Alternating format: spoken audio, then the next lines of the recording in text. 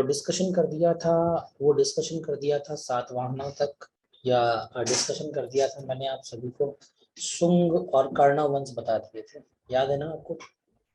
बताइए। शुंग वंश बता दिया था बेटा आकांक्षा से, बिल्कुल स्वागत है आपका, बहुत बहुत। ठीक है। ठीक है।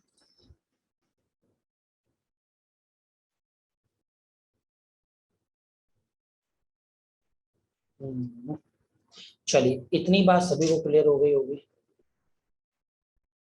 अब कोई दिक्कत परेशानी नहीं होगी। ठीक है, तो आज जो हम डिस्कस करने वाले हैं, सबसे पहले तो आप ये जान लीजिए हम डिस्कस क्या करने वाले हैं।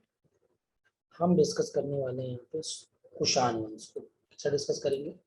कुषाण वंश को डिस्कस करेंगे। कुषाण, फिर गुप्ता, फिर वर्धन। और मध्यकालीन भारत आपका संडे संडे को हमने पढ़ाया है, तो आप सभी लोग उसमें जुड़े जुड़े भी होंगे। मध्यकालीन भारत कंप्लीट ही हो चुका है, बोलो हाँ या ना, जल्दी से बता दो। शुभम, सोलंकी, निशा, सभी को नमस्ते बेटे, जल्दी से बताएं। संडे की क्लास में जुड़ते हैं कि नहीं जुड़ते आप लोग?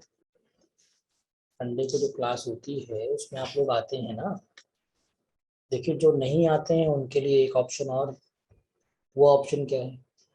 तो पहला ऑप्शन तो ये बनता है कि आप रिकॉर्डेड सुन लीजिए, ठीक है, ऑलरेडी वो भेज गया होगा आपके ऐप पे। या फिर दूसरा ऑप्शन बनता है आप इस ग्रुप में जुड़ जाइए, ठीक है, यहाँ से आपको एक लिंक मिल जाएगा, लिंक इसमें पढ़ा होगा क्योंकि वो यूट्यूब पर भी जाती थी क्लास, तो यूट्यूब से भी पढ़ लीजिए, मेरा यही क्लास है। या तीसरा ऑप्शन ये है कि आप सफलता क्लासेस पे जाइए और प्ले लिस्ट में ढूंढिए, वहाँ पर मिल जाएगा। तीन रास्ते हमने बता दिए। और संडे को क्लास होती है, जब मैं क्लास ले सकता हूँ संडे को, तो आप पढ़ नहीं सकते क्या आकर के, बताइए? और फिर आप ही लोगों के लिए होती है, तो इसलिए आप सभी लोग, जो भी लोग नहीं आए थे, वो सभी लोग जुड़ जाएंगे, वहाँ पढ़ लेंगे, ठीक है। क्योंकि मध्यकालीन भारत में आपको नहीं कराऊंगा क्योंकि मैं ऑलरेडी करा चुका हूँ, इसलिए, ठीक है। इस बात को सभी लोग ध्यान रखिए। हाँ, गुड आफ्टरनून अंचल, मनु, जितने भी बच्चे आ रहे हैं सभी को नमस्ते, बिल्कुल सभी का स्वागत, सभी का अभिनंदन। उषा, राहुल, विशाखा, बिल्कुल बिल्कुल ऐप पर भी जाती है क्योंकि जूम से कनेक्ट होके जाती है ना दोस्तों। पहले तो पेड बैच में जाती है, पेड बैच से फिर वो यूट्यूब पर बाद में जाती है, जाती तो सेम टाइम पर ही है, लेकिन पहले वो पेड बैचेस में जाती है जूम के माध्यम से, ठीक है। हाँ, तो वो आपके ऐप पर भी होगी, ठीक है भैया। तो सारे रास्ते हमने बता दिए हैं। अब आपको कहाँ से आसान तरीके से मिल जाएगा, अब वो आप ढूंढ लीजिए और कर लीजिएगा, ठीक है। पीडीएफ भी आपको ऐप पर पहुंच गई होगी क्योंकि हमने तो भेज दी थी, तो लग भी गई होगी, मिल भी गई होगी, ठीक है। आज शुरू करेंगे कुषाण वंश। क्या शुरू करेंगे? कुषाण वंश। देखिए, कुषाण वंश की अगर हम बात करें तो कहते हैं कुषाण वंश एक्चुअली में दो कबीले हुआ करते थे। अच्छा, कल वाली पीडीएफ मेरे तरफ से चली गई है, आज शाम तक आप सभी को मिल जाएगी, ठीक है उषा जी। मेरे तरफ से तो तुरंत ही चली जाती है, ठीक है। बस आपको पहुंचने में या लगने में थोड़ा समय लगता है। आईटी आईटी डिपार्टमेंट जो है, जो आईटी टीम, टेक्निकल टीम लगी है, वो थोड़ा समय लग जाता है क्योंकि थोड़ा सा वैसा काम भी होता है, ठीक है। हाँ, तो वो आपको मिल जाएगी, कोई दिक्कत नहीं होगी, ठीक है। पीडीएफ मिली हुई है, वहाँ चालू नहीं हो रही है, चालू हो जाएगी, परेशान मत हुई, कुछ होगा, टेक्निकल दिक्कत आ रही होगी, हो जाएगा, ठीक है। देखिए, कुषाण वंश की अगर हम बात करते हैं तो कुषाण वंश जो है, सबसे पहली तो ये चीज, ये एक ट्राइब्स है। ट्राइब्स का मतलब होता है जनजाति है, और ये दो कबीलों में थे, एक थे यूची और दूसरे थे तोखरी। एक थे यूची और दूसरे थे तोखरी, ये दो कबीले थे। यूची को ही कहा गया है टोचरियन जनजाति से संबंधित माना गया।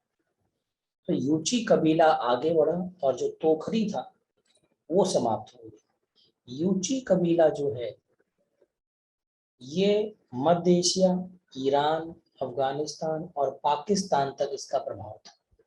मतलब वर्तमान स्थिति में पाकिस्तान बोला है, पहले तो भारत ही था।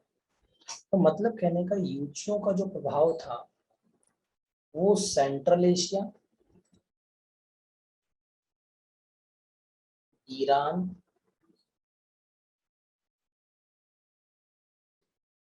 अफगानिस्तान अफगानिस्तान और वर्तमान स्थिति में पाकिस्तान, पहले तो ये भारत ही था। ठीक है, यहां तक इनका प्रभाव हुआ करता था। अब कहते हैं कि इसका जो संस्थापक था उसका नाम था कुजुल कडफिसेस। क्या नाम था? कुजुल कडफिसेस। 15 से लेकर के 65 ईस्वी तक ये गद्दी पर रहा और इसी ने कुषाण वंश की स्थापना की थी। मतलब कहने का कुषाण वंश का जो संस्थापक था उसका नाम था कुजुल कडफिसेस। कहा जाता है कुषाणों का जो सबसे शक्तिशाली शासक हुआ वो इसका बेटा उत्तराधिकारी था जिसका नाम बिम कटफिसेस था। लेकिन कहा जाता है ऐसा, क्या कहा जाता है कि कुजुल कटफिसेस ने कुछ सिक्के चलवाए थे जिन पर इसने कुछ सिक्के या क्वाइंस इशू किए थे जिनके नाम क्या थे? युवांग। क्या नाम था? युवांग। उसी पर उसने लिखवाया था महाराज। क्या लिखवाया था? महाराज। उसी पर उसने लिखवाया था यह लाश। ये उपाधियां हैं थोड़ी सी। उसी पर उसने लिखवाया था कुफस। ये उपाधियों के नाम हैं। और ये जो सिक्के थे ये भी उपाधि है। ये जो सिक्के थे इन सिक्कों को ये स्वर्ण के बने थे। मतलब which was made up of gold. Gold coins हुआ करते थे। कहते हैं कि इसका बेटा जो उत्तराधिकारी है बिम कटफिसेस गद्दी पर बैठा 65 से लेकर 78 ईस्वी तक। जब ये गद्दी पर बैठा तो कहते हैं he was the real founder of Kushan dynasty in India. Bharat में कुषाण वंश का ये वास्तविक संस्थापक माना गया। भारत में ये कुषाण वंश का वास्तविक संस्थापक माना गया है और ये भारत में पहला ऐसा राजा है जिसने बहुत भारी मात्रा में सोने के सिक्के जारी किए। और साथ ही साथ में जो ये बिम कटफिसेस है ये शिव का उपासक है। किसका उपासक है? शिव की उपासना करता है। अब जब शिव की उपासना करता है तो आप समझदार हो, तो शिव का उपासक कहेंगे। तो ये शैव धर्म को मानता है। किसे मानता था? शैव धर्म या शैव मत को मानता था। का अनुयायी था, फॉलोअर था। अंकित जी स्वागत है भैया, नमस्कार, जय हिंद। तो कहते हैं शैव मत को मानता था। तो इसने अपने जो गोल्ड कॉइन्स थे, जो सोने के सिक्के थे, उन सिक्कों पर कुछ आकृतियां बनवाई थी। जैसे शिव की आकृति थी, जैसे नंदी की आकृति थी, जैसे शिव जी का त्रिशूल था। त्रिशूल। तो ये वो आकृतियां हैं मेरे प्यारे बच्चे, ये वो स्थान है मेरे प्यारे दोस्त, सिक्के जिन पर ये आकृतियां पाई गई थी। अब आपसे क्वेश्चन एक बनेगा, क्या बनेगा? सुनिएगा, मेरी बात को बहुत गौर से सुनिएगा। भारत में सबसे पहले सोने के सिक्के किसने जारी किए? तो आंसर आप देंगे इंडो यूनानी या इंडो ग्रीक। ठीक। दूसरा प्रश्न सुनिएगा, निम्नलिखित में से भारत में सर्वाधिक शुद्ध सोने के सिक्के या भारत में सर्वाधिक मात्रा में शुद्ध सोने के सिक्के किन्होंने या किस शासक ने जारी किए, किस शासक ने जारी किया, तब आप आंसर देंगे बिम कटफिशर्स। मुद्दा क्लियर? जल्दी से बताओ। तीसरा सवाल सुनिए, निम्नलिखित में से भारत में सर्वाधिक सोने के सिक्के किस वंश ने जारी किए, तब आप ऑप्शन देंगे गुप्त वंश। देखिए तीनों ही सवाल संबंधित थे सोने के सिक्के से, लेकिन हर एक का आंसर अलग अलग था।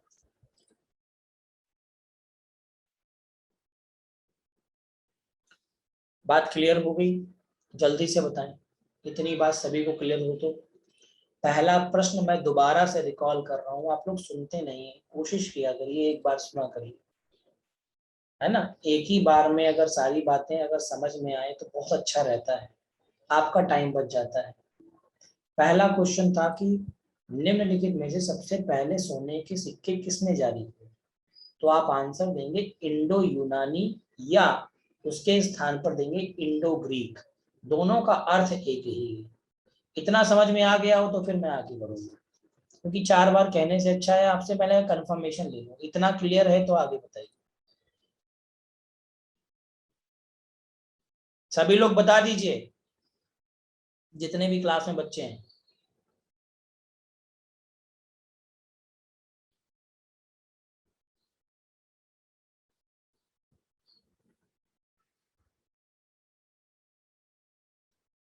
ठीक है, दूसरा सुनिए, निम्नलिखित में से किस शासक ने, निम्नलिखित में से किस शासक ने सर्वाधिक मात्रा में शुद्ध स्वर्ण सिक्के जारी किए, तब आप ऑप्शन देंगे क्या करेक्ट, बिम कटफिशर्स। क्या ऑप्शन देंगे, बिम कटफिशर्स। क्लियर मुद्दा? जल्दी से बोलो। तीसरा, तीसरा और अंतिम प्रश्न, निम्नलिखित में से भारत में सर्वाधिक सोने के सिक्के किस वंश ने जारी किए, तब आप आंसर देंगे गुप्त वंश ने जारी किया। मुद्दा खत्म, प्रश्न खत्म, जल्दी से बताओ। अब बिम कट फिशेस का जो उत्तराधिकारी था उसका नाम था कनिष्क, जो 78 से लेकर के 78 से लेके 78 से लेके 102 ईस्वी तक गद्दी पर रहा। ये जैसे ही ये गद्दी पर बैठा वैसे ही इसने एक संवत चलाया, जिसे हिंदी में शक संवत कहा गया और इंग्लिश में इसे शक एरा कहते हैं, जो 78 ईस्वी में चलाया गया था। इसी के आधार पर भारत सरकार के द्वारा, इसी के आधार पर भारत सरकार के द्वारा न्यू कैलेंडर बनाया जाता है और उस कैलेंडर के आधार पर ही भारत सरकार तारीख, दिन, छुट्टियां डिसाइड करती है। तो इसी का इस्तेमाल होता है कैलेंडर बनाने में। ठीक। अब कहते हैं कनिष्क की राजधानी क्या थी, कनिष्क की कैपिटल क्या थी। इसकी 2 राजधानियां थी, एक थी पुरुषपुर पेशावर और दूसरी राजधानी थी मथुरा। क्या मैंने कहा, एक थी पुरुषपुर पेशावर और दूसरी राजधानी थी मथुरा। ऐसा माना जाता है कि कुषाण वंश का सबसे शक्तिशाली और सबसे प्रतापी शासक अगर कोई हुआ है तो वो कनिष्क ही। कनिष्क ने अपने दरबार में कुछ विभूतियों को, कुछ विद्वानों को बैठाया जिनमें अश्वघोष थे, और अश्वघोष ने पुस्तक लिखी जिसका नाम था बुद्ध चरितम। और इस पुस्तक को बौद्ध धर्म में रामायण कहा जाता है। मतलब जो बौद्ध धर्म के लोग हैं वो इस पुस्तक को बौद्ध धर्म की रामायण कहते हैं। तो बौद्धों का रामायण कहा जाता है। किसे बेटा? बुद्ध चरितम को या बुद्ध चरित को। किसके द्वारा लिखी गई थी? अश्वघोष ने लिखी थी। और अश्वघोष कनिष्क के दरबारी कवि थे या कोर्ट पोइट थे।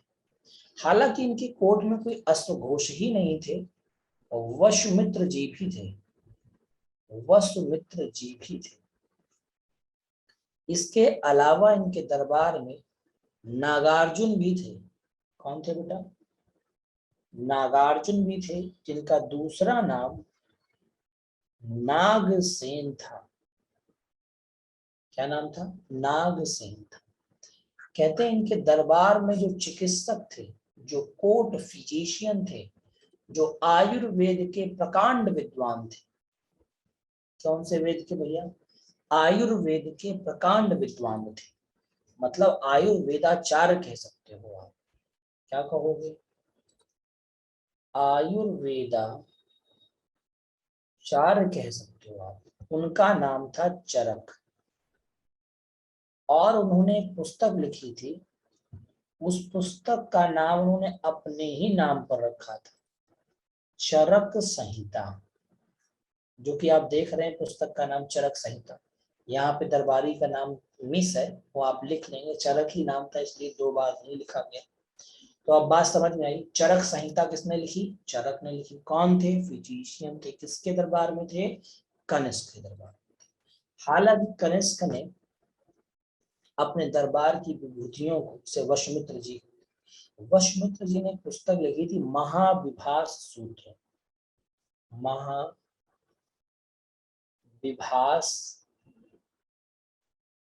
सूत्र। महाविभास सूत्र की जो रचना की थी वो वसुमित्र ने की थी। किसने की थी? वसुमित्र ने की थी। अच्छा, इसी पुस्तक को बौद्ध धर्म में विश्वकोश कहते हैं। इसी पुस्तक को बौद्ध धर्म का विश्वकोश कहा जाता है। इस बात को सभी लोग ध्यान रखेंगे और इस बात को सभी लोग याद रखेंगे। बोलो, याद रहेगा सभी लोग कि नहीं? जल्दी से बताओ।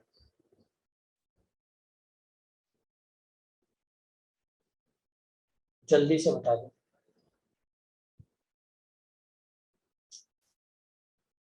ये सब लोग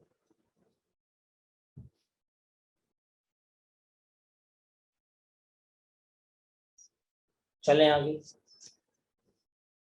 अब मेरी बात को सुनिएगा और समझिएगा, सभी प्यारे दोस्त सुनिएगा, समझिएगा। काफी इंपॉर्टेंट है आप सभी के एग्जाम के लिए। एक फैक्ट, नागार्जुन, ये नागार्जुन वही हैं जिन्हें भारत का आइंस्टीन कहते हैं या भारतीय आइंस्टीन कहते हैं। क्यों कहते हैं ये बताइए। कहते हैं नागार्जुन ने अपनी एक पुस्तक लिखी थी, इसका नाम था माध्यमिक सूत्र। इस पुस्तक में इन्होंने एक सिद्धांत बताया था, सापेक्षिता। सापेक्षिता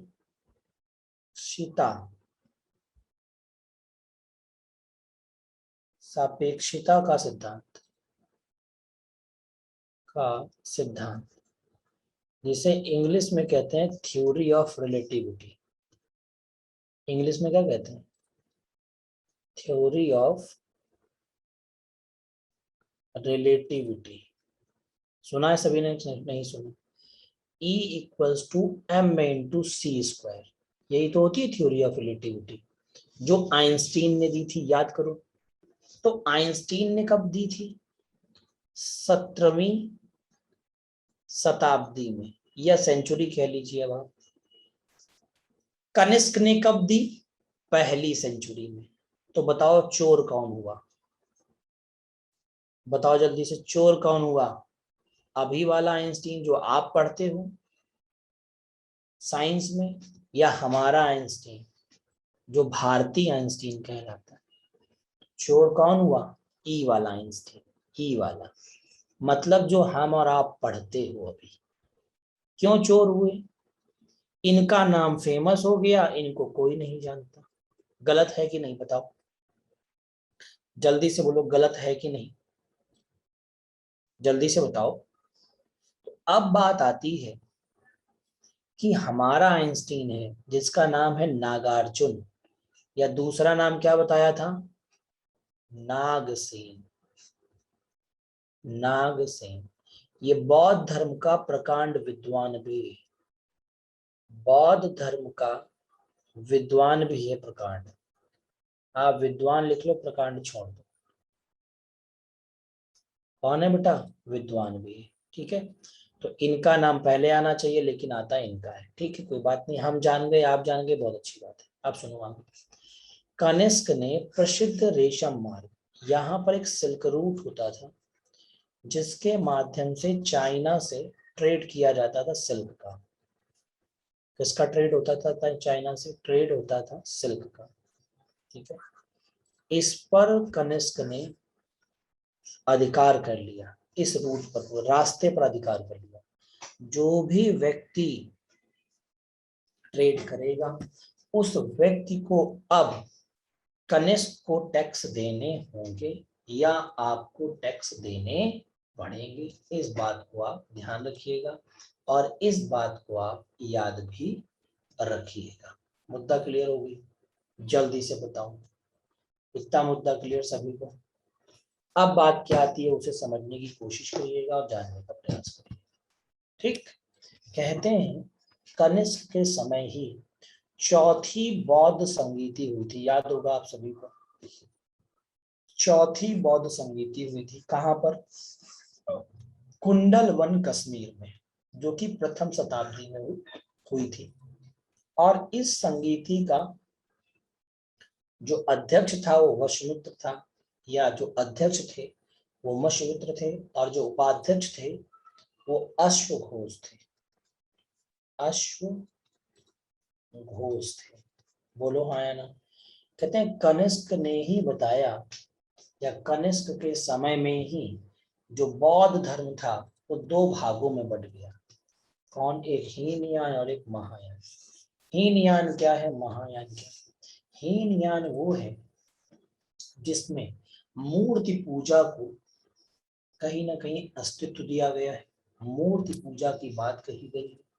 जबकि महायान कहता है कि आपको गौतम बुद्ध के उपदेशों और उनकी कही गई विचारधाराओं पर कार्य करना है।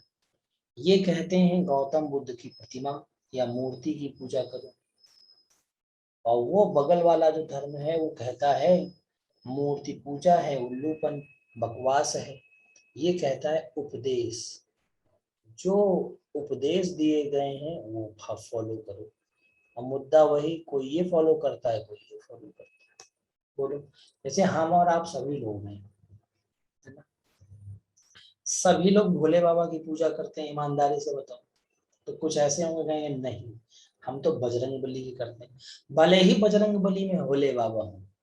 किसी से कह दो सभी लोग दुर्गा माता को मानते हैं, तो नहीं हम भैया सरस्वती माता को मानते हैं, है ना।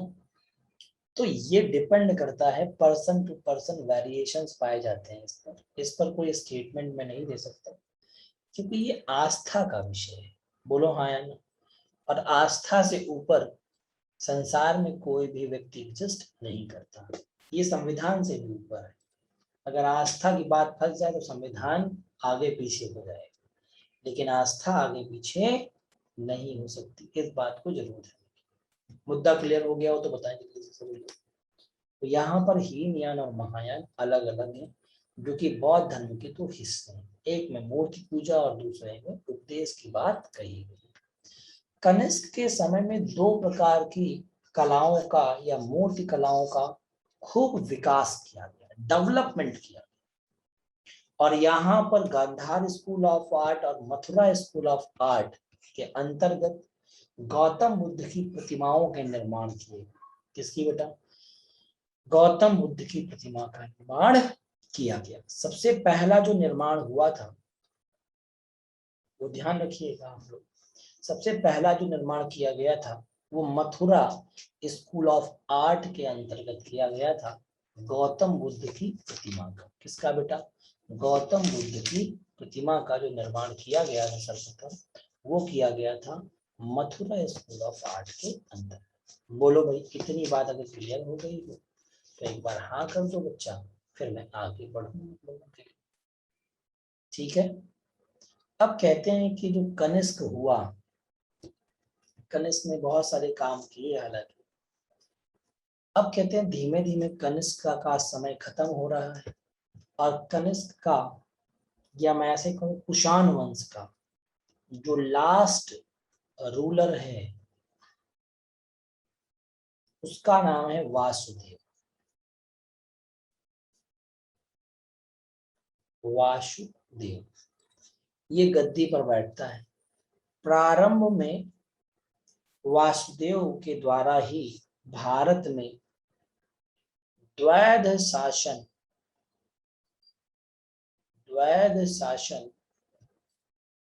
की शुरुआत की जाती है। द्वैध शासन का मतलब क्या है? दो शासन, जिन्हें हम ड्यूल गवर्नमेंट के नाम से जानते हैं। इसकी शुरुआत पहली बार कुषाण शासकों के द्वारा या कुषाणों के द्वारा की गई थी, और इसी समय कुषाणों के समय ही रेशम बनाने या सिल्क बनाने का आविष्कार, या रेशम को डेवलप करने का, रेशम बनाने की तकनीकी बोल सकते हो, टेक्निक जिसे कहते हैं, तकनीकी का आविष्कार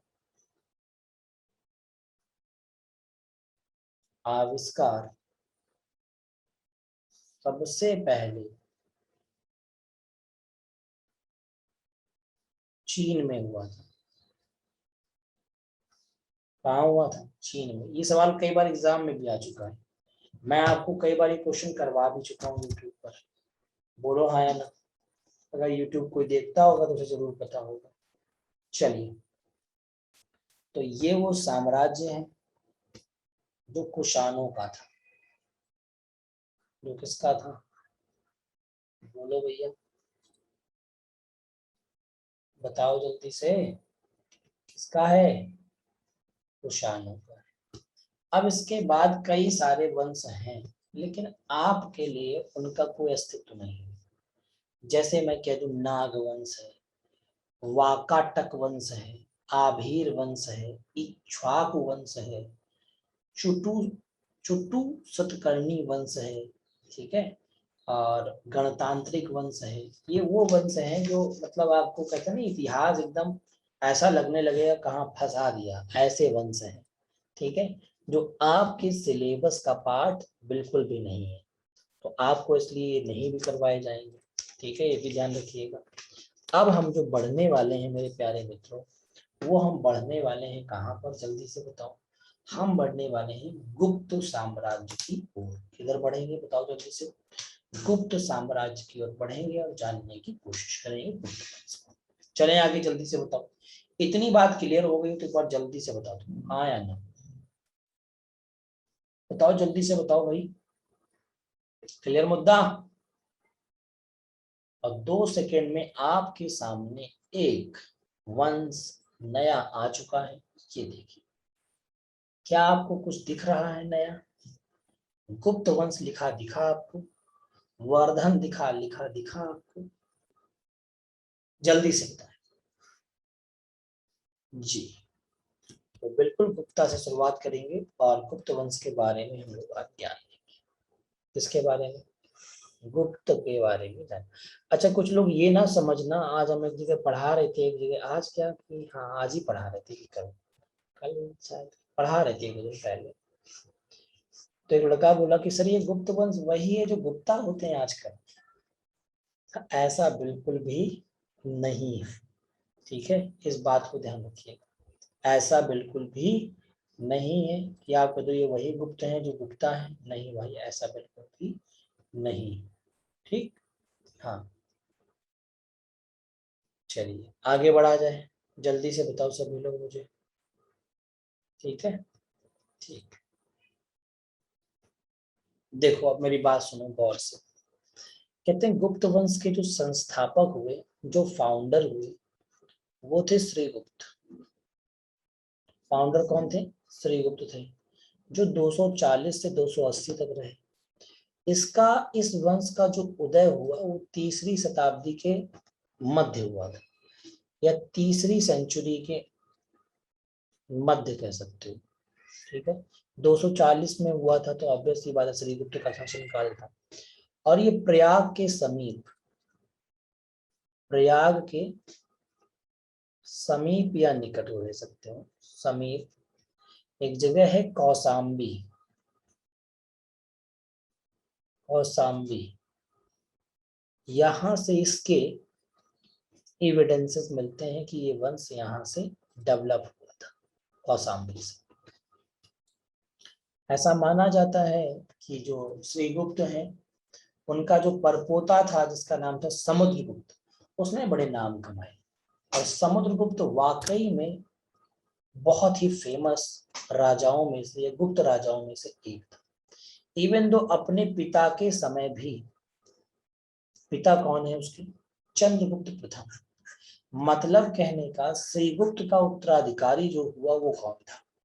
श्रीगुप्त का उत्तराधिकारी तो घटोत्कच हुआ, घटोत्कच हुआ, जो 280 से लेकर के 319 तक रहा। लेकिन इसके भी समय में बहुत ज्यादा, कहते नहीं, बहुत ज्यादा फेमसिटी नहीं मिली, या बहुत ज्यादा ये ताकतवर शक्तिशाली स्वतंत्र राजा नहीं था। ये एक ऐसा राजा था, टाइम पास राजा बस। तो इनका भी समय बहुत फेमस नहीं रहा। लेकिन घटोत्कच का जो उत्तराधिकारी हुआ जिसका नाम है चंद्रगुप्त प्रथम, क्या नाम है बताओ जल्दी से? चंद्रगुप्त प्रथम।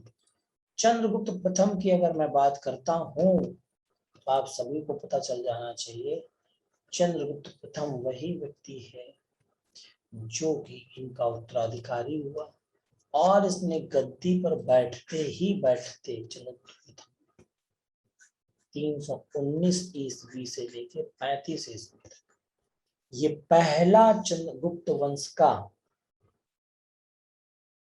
बिल्कुल अंचल जी, प्रयाग मतलब प्रयागराज, वही प्रयाग है। ठीक है, अच्छा मेरी सुनिए बात। चंद्रगुप्त जो प्रथम हुआ ये पहला स्वतंत्र शासक है। He was the first independent ruler of the Gupta dynasty, that is Chandragupta first. अब कहते हैं एक पावरफुल मोनार्क, पावरफुल राजा जिसने एक टाइटल लिया, जिस टाइटल का नाम था महाराजाधिराज। इन्होंने महाराजाधिराज की उपाधि धारण की और लीच्छवी की राजकुमारी कुमार देवी से विवाह किया। और जब कुमार देवी से विवाह किया तो इन्होंने सोने के सिक्के जारी किए। कौन से सिक्के जारी किए? गोल्ड क्वाइंस, सोने के सिक्के जारी किए, जिनको इन्होंने नाम दिया राजा रानी प्रकार का सिक्का। राजा और रानी प्रकार का सिक्का। इस सिक्के के पीछे इन्होंने अपनी और अपनी अपनी मतलब रानी कुमार देवी की चिन्ह भी लगवाए। कहते हैं इन्होंने गद्दी पर बैठते ही चंद्रगुप्त प्रथम ने गुप्त संवत की शुरुआत की, जिसे इंग्लिश में गुप्त एरा के नाम से जाना गया। देखिए दो चार एरा बहुत फेमस, जैसे विक्रम संवत से विक्रम एरा बोलते हैं, गुप्त संवत, हिजरी संवत, इलाही संवत, शक संवत। ये वो हैं सारे जो आप सभी के एग्जाम में आ सकते हैं, चाहे वो गुप्त संवत हो, चाहे वो इलाही संवत हो, या चाहे और कोई संवत हो। इस बात को आप जरूर ध्यान रखिएगा और आप जरूर याद भी रखिएगा। बोलो भाई, मुद्दा क्लियर हो तो जल्दी से बताओ।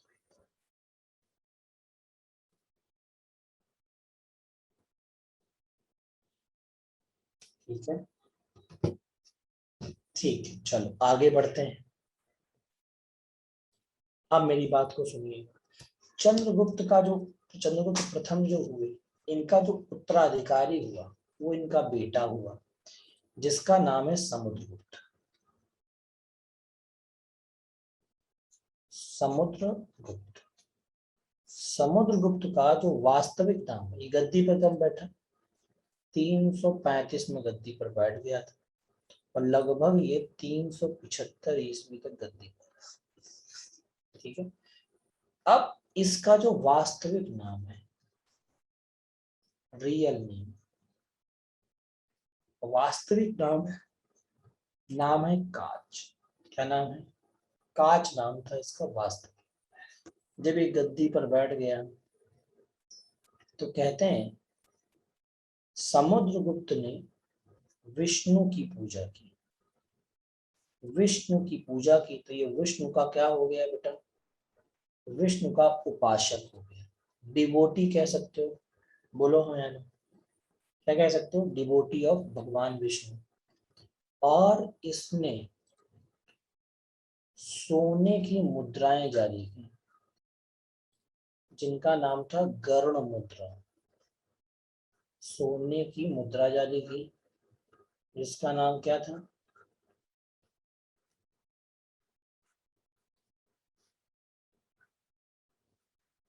सोने की मुद्रा जारी की, इसका नाम क्या था? गरुड़ मुद्रा।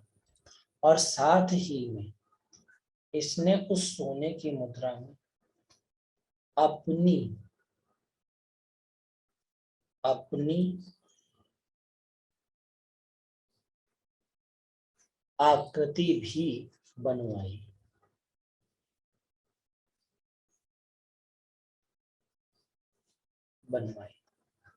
और वो आकृति जिसमें ये वीणा बजाता था, वीणा बजाती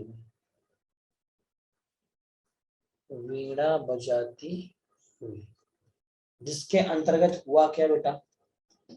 ये भी समझिएगा, वीणा बजाती हुई आकृति। इसका मतलब है, ऐसा अनुमान लगाया गया कि ये संगीत प्रेमी था, संगीत प्रेमी था। साथ ही साथ ये वीणा बजा लेता था। अब ये आकृति आई, फिर इसने एक उपाधि ली, जो उपाधि कहलाई कविराज की। किस नाम से जानेंगे बेटा उपाधि? कविराज के नाम से जानेंगे। समुद्रगुप्त को ही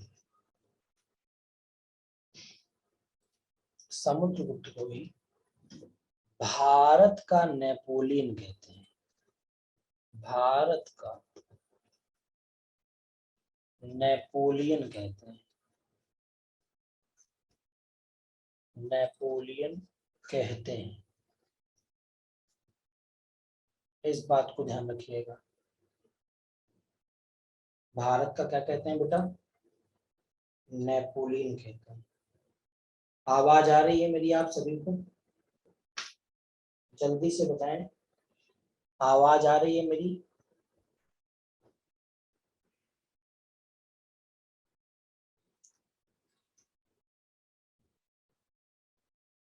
बहुत तेजी से, क्योंकि अभी देखा ना आपने, ब्लिंक हुआ, इन्वर्टर से भी ब्लिंक कर दिया कुछ। चलिए अब मेरी बात को सुनिएगा। तो भारत का नेपोलियन क्यों कहते हैं समुद्रगुप्त को? क्या ऐसा कारण रहा? समुद्रगुप्त ने कुल मिलाकर के 23 राजाओं को हराया था। राजाओं को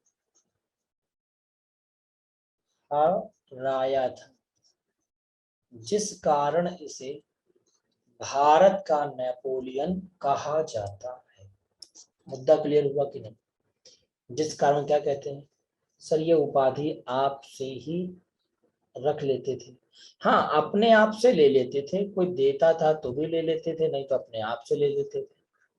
पहले के राजा थे भाई, कुछ भी कर सकते थे। ठीक है, अब समुद्रगुप्त जो है, उनकी पत्नी का नाम था दत्ता देवी। और समुद्रगुप्त को एक और नाम दिया गया है, लिच्छवी दौहित्र। क्या नाम दिया गया है? लिच्छवी दौहित्र कहा जाता है। लिच्छवी दौहित्र का मतलब क्या है? लिच्छवी की बेटी का बेटा। क्या मैंने कहा? लिच्छवी दौहित्र, इसका मतलब होता है daughter son of Licchavi, Licchavi की बेटी का बेटा, इसे कहा गया है। ठीक है, लिच्छवी दौहित्र कहा गया समुद्रगुप्त को। समुद्रगुप्त को ही भारत का नेपोलियन कहा गया है। और ये पहला ऐसा गुप्त शासक है जिसने, सुनिए गौर से, पहला ऐसा गुप्त शासक है जिसने अपने सेनापति के सहयोग से दक्षिण भारत को जीत लिया था। किसे जीत लिया था? दक्षिण भारत को जीत लिया था। अब आप यहाँ पर थोड़ी फोटो देख लो, क्या आप लोगों को इनकी फोटो दिखाई दे रही है भाई साहब? जल्दी से बताएं, भाई साहब की फोटो दिखाई दे रही है? ये हैं वो वीणा बजाते हुए भाई साहब समुद्रगुप्त, और ये है उनका सेनापति, सेनापति जिसका नाम क्या है? ये सेनापति वीर सेन, क्या नाम है इसका? वीर सेन। हाँ, स्मार्ट तो लग रहा है बहुत। और ये है इसके द्वारा जारी किए गए सिक्के, जिन्हें कहते थे गरुड़ मुद्रा।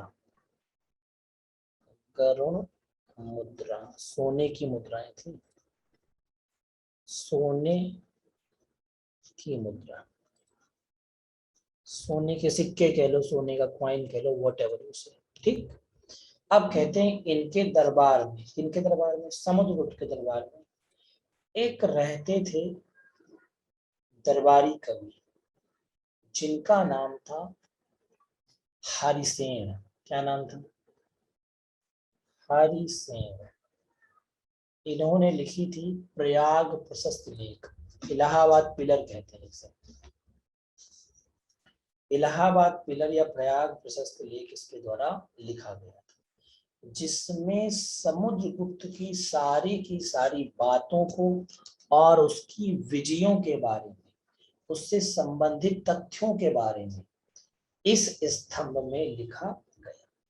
कहते हैं समुद्रगुप्त के ही समय में पहली बार शिलालेख जो जारी हुए थे वो संस्कृत की चंपू काव्य शैली में।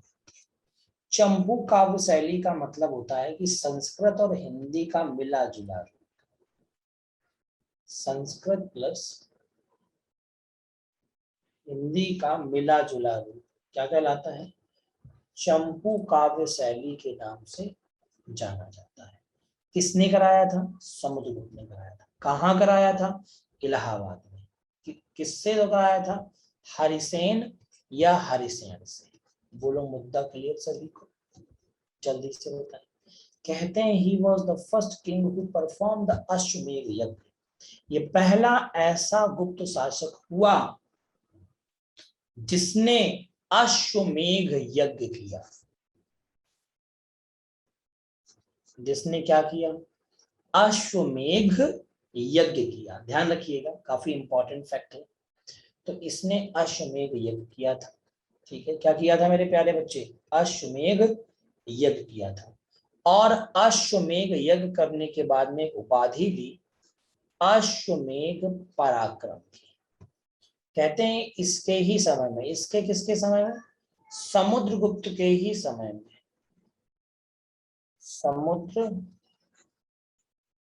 के समय में साइलॉन या सीलोन श्रीलंका का नाम है, पुराना नाम। यहाँ के राजा थे मेघवर्मन, जो बौद्ध धर्म को बहुत मानते थे या बुद्धिज्म को बहुत मानते थे।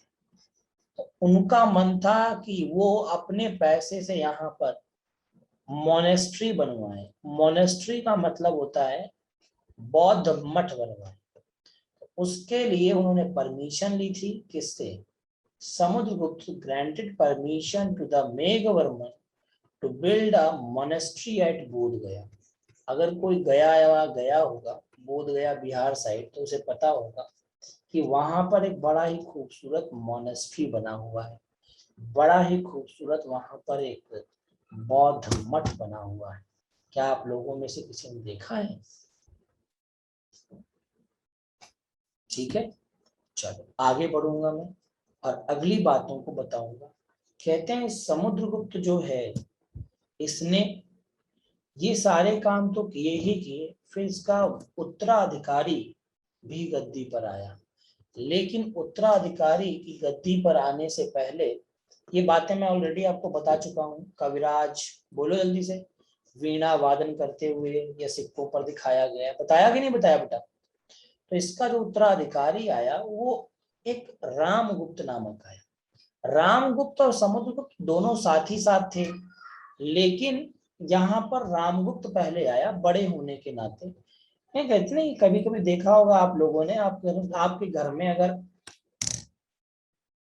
लीछवी, भैया एक जगह है योगेश जी, ठीक है, लीछवी एक जगह है, लीछवी में राजा हुआ करते, एक छोटा सा प्रोविंस हुआ करता था, ठीक है। तो लीछवी का नाम आप कई जगह सुनेंगे। प्रसेनजीत भी लीछवी के थे, चेटक भी लीछवी के थे, बहुत सारे राजा लीछवी में हुए हैं, ठीक है। छोटा सा राज्य हुआ करता था, इस बात को ध्यान रखिएगा, ठीक है। वैसा कुछ बहुत बड़ा एम्पायर नहीं हुआ लीछवी। और लीछवी में मैं बता दूं, लीछवी में अधिकांशतः जितनी भी राजकुमारियां हुई हैं उन सभी के विवाह हुए हैं किसी न किसी राजा के साथ में। तो रामगुप्त जो था वो बैठ गए गद्दी पर, लेकिन रामगुप्त का शासन बहुत लंबे समय तक नहीं चल सका। क्यों? इसका कारण था, रामगुप्त बहुत ही सीधा साधा था, और ज्यादा सीधा साधा होना भी थोड़ा मुश्किल होता है। तो यहाँ पे रामगुप्त का शासन बहुत लंबे समय तक नहीं चल सका। उसके बाद गद्दी पर बैठते हैं हमारे चंद्रगुप्त सेकंड। सुनिएगा बात को, अभी सिर्फ इतना ध्यान रखिए, चंद्रगुप्त सेकंड गद्दी पर बैठते हैं, जिनको चंद्रगुप्त द्वितीय कहा जाता है। ये 380 से लेकर के 412 ईस्वी तक गद्दी पर रहे। अब इन्हें विक्रमादित्य क्यों कहा गया? क्योंकि इन्होंने, सुनिएगा, ये बहुत ही न्यायप्रिय थे। सबसे पहली बात तो ये न्यायप्रिय थे, दूसरा बड़े उदार भी थे, ठीक है।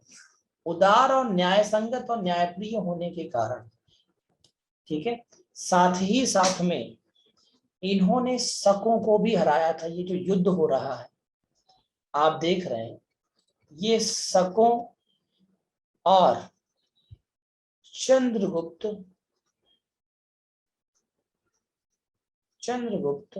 सेकंड के बीच में हो रहा है। और इस युद्ध में शकों को हरा दिया चंद्रगुप्त सेकंड ने। तब इन्होंने विक्रमादित्य की उपाधि ली।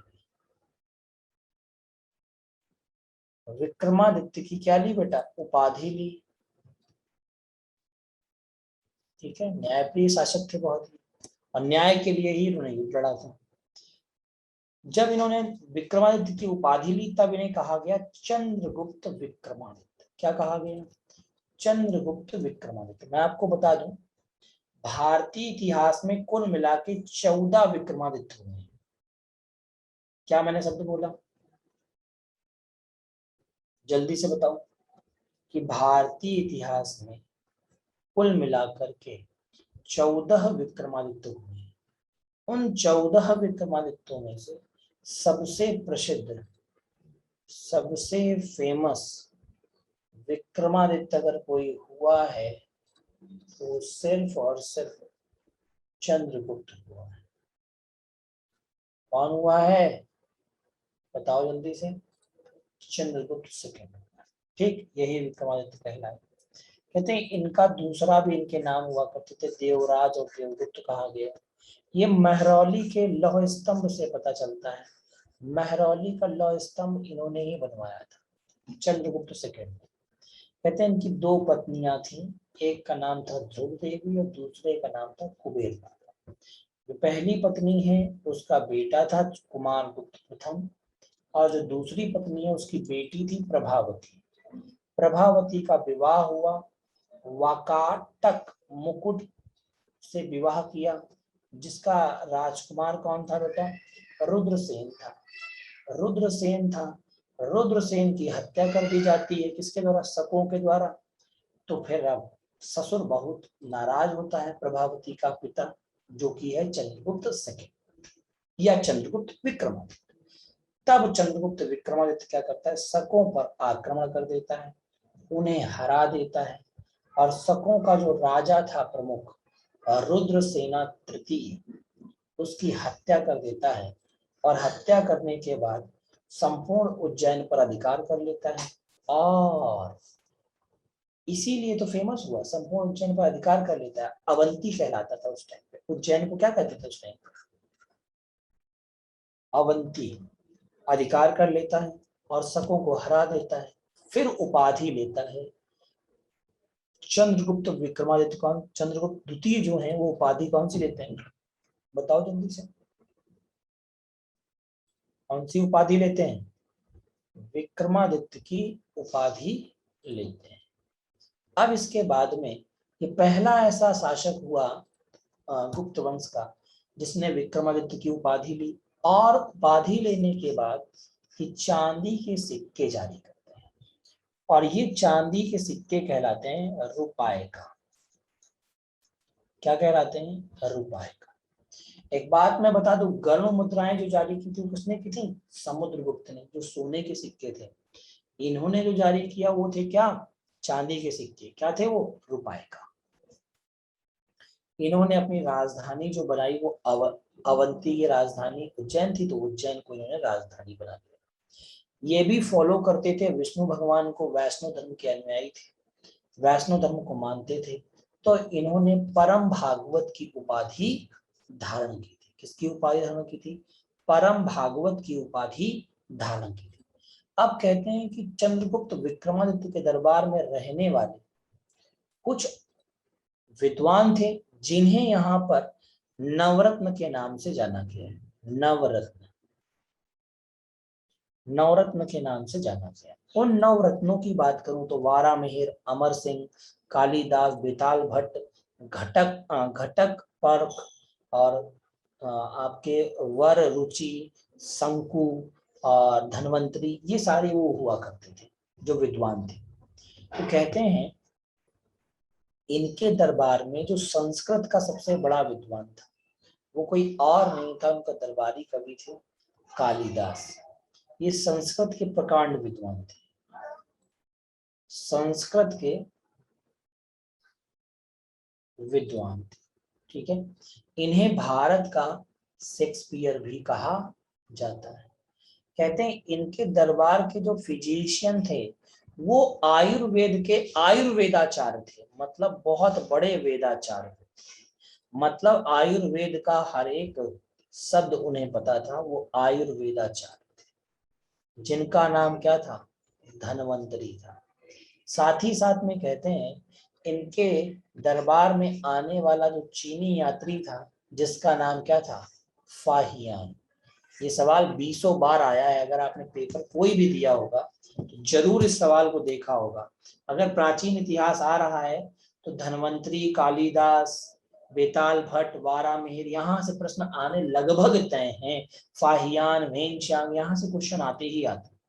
तो फाहियान नामक चीनी यात्री इनके दरबार में आया था। अब कहते हैं, मैं थोड़ी सी और बात बता दूं आप सभी प्यारे दोस्तों को, इनके दरबार में रहने वाले कौन कौन थे? वारामिहिर, ठीक है, दो तो ये लिख ही दिए आपने, कालिदास और धनवंतरी। एक थे अमर सिंह, अमर सिंह, बिल्कुल मैंने क्या कहा, आता ही आता है। कालिदास लिख चुके हो, कालिदास, हालांकि आप दोबारा लिखो कालिदास। बेताल भट्ट,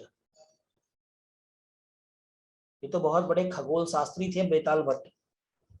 घट परख, घटक परख, ठीक है, पर, ठीक है। अगले थे आपके वर, वर रुचि। अगला है आपका शंकु। अगला है आपका धनवंतरी, धनवंतरी। उसका अगला है छपड़क।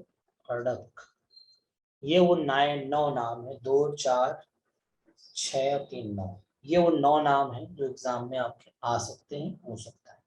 कहते हैं चंद्रगुप्त सेकंड ने या चंद्रगुप्त विक्रमादित्य ने व्याघ्र शैली में के सिक्के जारी किए थे। एक शैली होती थी व्याघ्र शैली। इस शैली में सिक्के ढलवाए थे और उन्हें जारी करवाया था। ठीक। अब कहते हैं इनके दरबार में रहने वाले जो लोग थे उन्होंने कुछ लिखा भी है, कुछ पुस्तकें भी हैं, आर्यभट्ट भी थे, है ना। तो आर्यभट्ट ने 2 पुस्तकें लिखी थी। कौन कौन सी? आर्यभट्टियम और सूर्य सिद्धांतिका।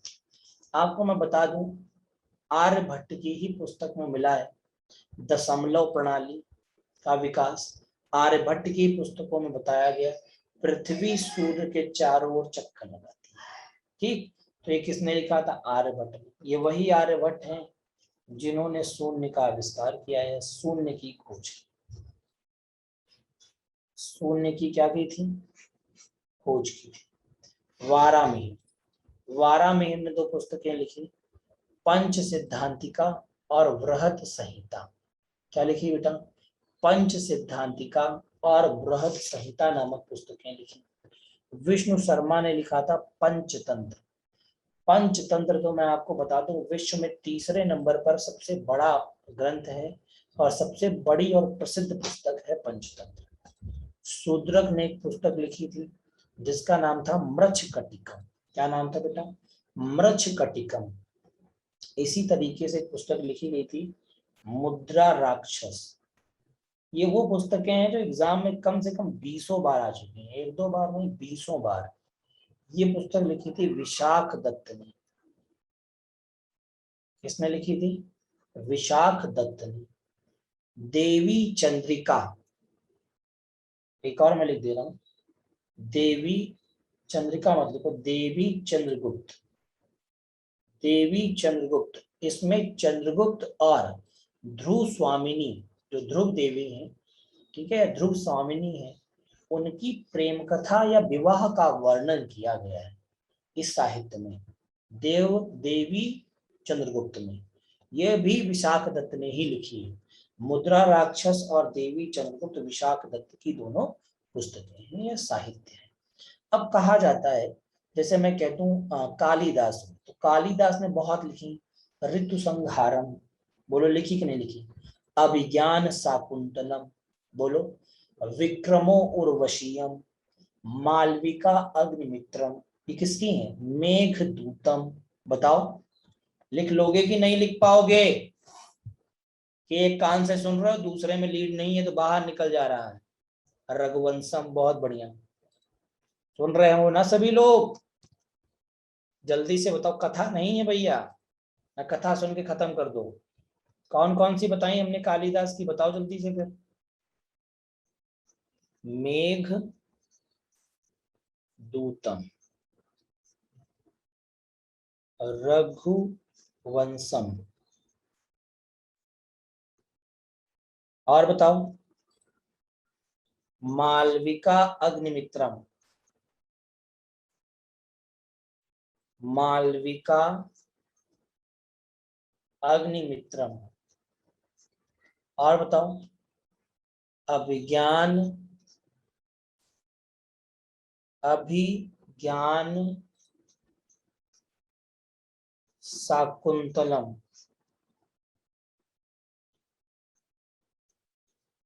अभिज्ञान शाकुंतलम, और बताओ। शकुन हाँ शाकुंतलम, ठीक है। विक्रमो उर्वशीयम, विक्रमो उर्वशीयम, उर्वशीयम, ठीक है। कुमार संभवम, बहुत सारी हैं यार इनकी तो।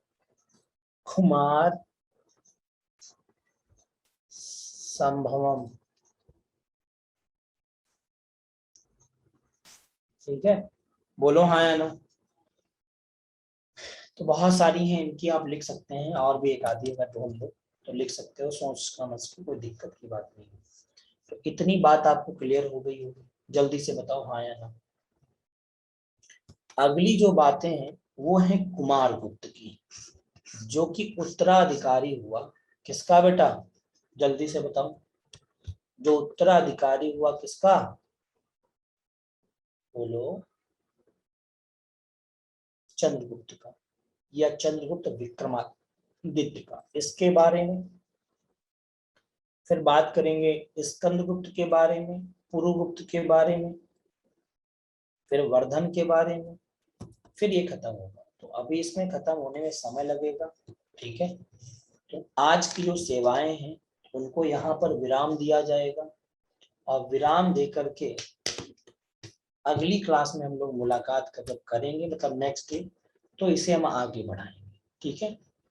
क्योंकि आज लगातार क्लासेस हो गए हैं, तो आज अभी एक्स्ट्रा भी जुगाड़ नहीं हो पाएगी, कुछ एक्स्ट्रा बता दिया जाता है, ठीक है। शुभम जी कह रहे हैं सर टाइम का पता ही नहीं चला। देखिए आराम से चीजों को पढ़ेंगे तो कोई दिक्कत नहीं होगी, टाइम भी नहीं पता चलेगा, काम भी हो जाएगा। और मेरी क्लास में तो टाइम वैसे भी नहीं पता चलता लोगों को, ठीक है। तो अगली क्लास में जब मिलेंगे तब हम लोग आगे चलेंगे, तब तक के लिए आपकी सेवाएं यहीं रुकेंगी। आप सभी का बहुत बहुत धन्यवाद। शाम को 7:40 से 8 बजे तक की क्लास में यूट्यूब पर मेरे साथ जरूर जुड़े। आप सभी का बहुत बहुत धन्यवाद रहेगा, बड़ा साधुवाद रहेगा, झमाझम वाली नमस्ते रहेगी। तो आज के लिए thank you so much, have a good day.